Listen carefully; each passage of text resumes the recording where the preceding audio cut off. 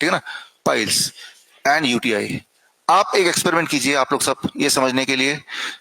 मान लो आपने यहाँ काट दिया, ब्लेड से काटा या जानबूझ के एक्सीडेंटली, आप उसमें डेटॉल लगा देते ना, तो बड़ा जलता है, फिर लगता है वो जलन हो रही है ना, जल रहा है ना, वो ठीक हो रहा है, उसको इस तरह से हमने डिफाइन किया हुआ है, तो जलन को हम सहते ही हैं।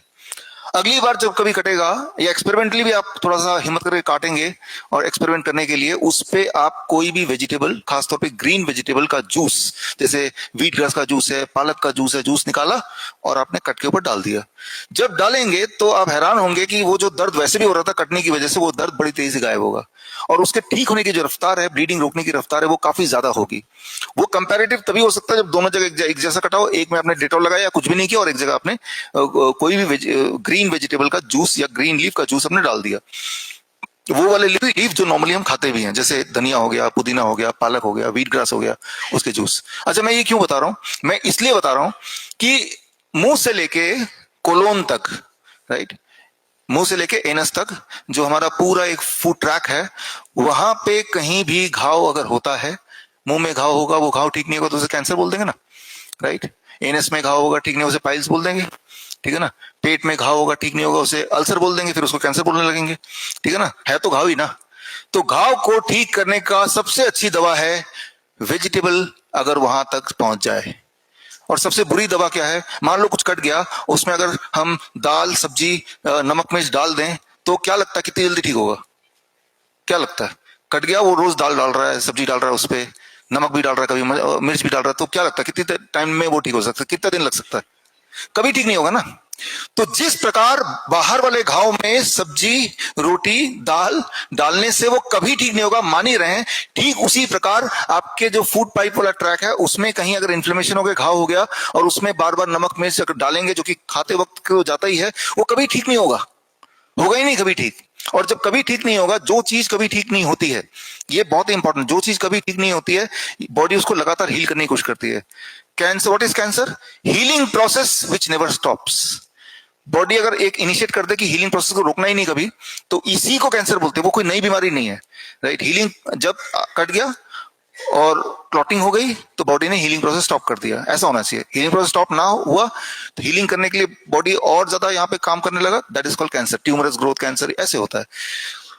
तो कमिंग टू द सोल्यूशन, चाहे वो पाइल्स हो, चाहे वो यूटीआई हो, यूरिनरी ट्रैक इन्फेक्शन हो, चाहे वो अल्सर हो, चाहे वो माउथ में कोई ना कोई लाइजन बोल सकते हैं, उसे कोई कैंसर भी बोल देगा, जख्म बोल देगा, इनमें से कुछ भी क्यों ना हो, सिर्फ इतना करना है कि अगर आप 5 से 10 दिन के लिए, अभी कुछ मत दो, बीच में कुछ मत घुसाओ, 5 से 10 दिन के लिए, 5 to 10 डेज के लिए, अगर आप DIP डाइट माइनस प्लेट 2 यानी कुक फूड छोड़ दिया, सिर्फ फ्रूट्स एंड वेजिटेबल हो गया, तो वो यूटीआई रह नहीं सकता। पाइल्स के लिए वो 15 दिन के 20 दिन भी लग सकते हैं, लेकिन वो फिर नहीं रह सकता। अल्सर के लिए भी 15-20 दिन लग सकते हैं, लेकिन फिर स्टमक सबसे तेजी से क्योर होता है, लेकिन चलो उसको 15-20 दिन बोल देते हैं, राइट, ताकि आप ठीक से कर लो उसको। तो बार बार रोज जख्म में मरहम डलेगा वेजिटेबल एंड फ्रूट्स के जूस का। जूस तो मुंह में बन जाता है चबा चबा के, या जूस पीते हैं तब भी जूस ही जाता है, तो वो बड़ी तेजी से ठीक होगा। इसका विपरीत जो आपका हमारा ट्रेडिशनल डाइट है, रोज नमक मिर्च मसाले तेल जाएगा, तो आप यूं मानिए कि आप अपने जख्म पे रोज उठ के 1 बार 2 बार 3 बार 4 बार दिन भर में तेल वगैरह डाल रहे हो, वो जिंदगी में कभी ठीक नहीं होगा। इसीलिए जिसको अल्सर है तो अल्सर है ही, जिसको पाइल्स है तो उसको पाइल्स है ही, राइट। जिसको माउथ में जख्म है तो वो जख्म कभी ठीक नहीं होता, जो चीज कभी ठीक नहीं होती उसी को तो कैंसर बोलते हैं। कैंसर कोई नई बीमारी नहीं है। Wound healing process which never stops, ये इसका करेक्ट डेफिनेशन है। Wound healing process which never stops, this is cancer, right.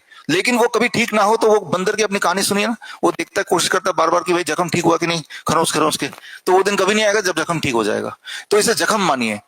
जो माउथ कैंसर के हमारे पेशेंट्स हैं, यहाँ भी है बैठे, उनको हम यही बोलते हैं कि आप, और ये बोल भी रहा हूं मैं, कि अपने डाइट से कुक्ड फूड को दिल को पका करके छोड़ दो कुछ दिन के लिए।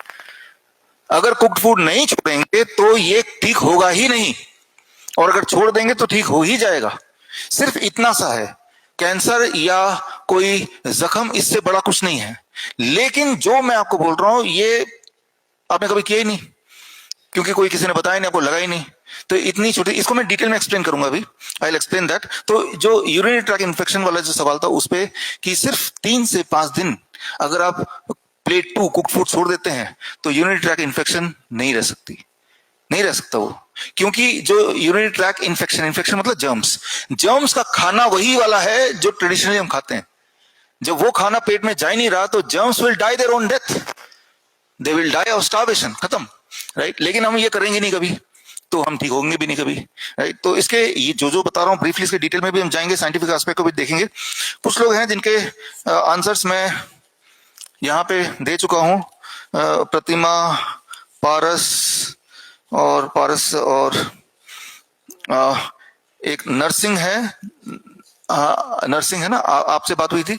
आपको और बाकियों को भी एक सर्केडियन चार्ट हम देंगे, उसको आपको कुछ दिनों तो करना है, तब ये जो आपने लिखा है वो धीरे धीरे ठीक होने की उम्मीद है, ठीक है ना उसका। और सर्केडियन चार्ट क्या है, कैसे होगा, वो डिटेल में परसों जाने से पहले ही मैं बता पाऊंगा। स्मिता, लक्ष्मी है, पूनम है, ठीक है ना, इन सबसे हमने बात कर ली थी, ठीक है ना, ज्यादातर से, ठीक है ना। इसमें अब थोड़ा सा आगे बढ़ने की कोशिश करते हैं। यहाँ पे कुछ कैंसर, ट्यूमर, इससे जुड़े हुए कुछ सवाल हैं। माला शर्मा, है ना, 3 साल से डीआईबी में फिर भी कैंसर क्यों हुआ, है ना, यही सवाल है ना। जब आप बोलते हैं कि कैंसर क्यों हुआ, आपके दिमाग में कैंसर का मतलब क्या है, आपको कैसे पता कि आपको कैंसर हो गया? फिर आप बोलेंगे मेरे पास रिपोर्ट है, यही बोलेंगे ना। अच्छा, रिपोर्ट में जो है वो सही है, ये कैसे पता? भगवान ने ऊपर से टपकाया तो नहीं है, किसी इंसान ने दिया है, किसी डॉक्टर ने दिया है, किसी लैब ने दिया होगा। जो लैब ने दिया है वो सच है क्या? बड़ा अजीब सवाल आपको लग रहा होगा, उसका जवाब मैं अभी दूंगा। तो आपके सवाल के लिए बस 1-2 मिनट वेट कीजिए। अच्छा, जसजीत कौर, आपका भी सवाल ऐसे ही कुछ है, थोड़ा वेट कीजिए, इसके इसी से शुरू करेंगे। तरुणा, आपका भी सवाल सेम ही है।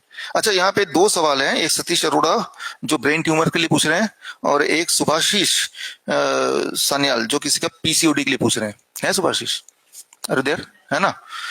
Polycystic ovary disease, polycystic, cyst है, ट्यूमर है, पॉलिप्स हैं, ये सारे एक ही कैटेगरी के हैं, आउटग्रोथ बोलेंगे ना इसको।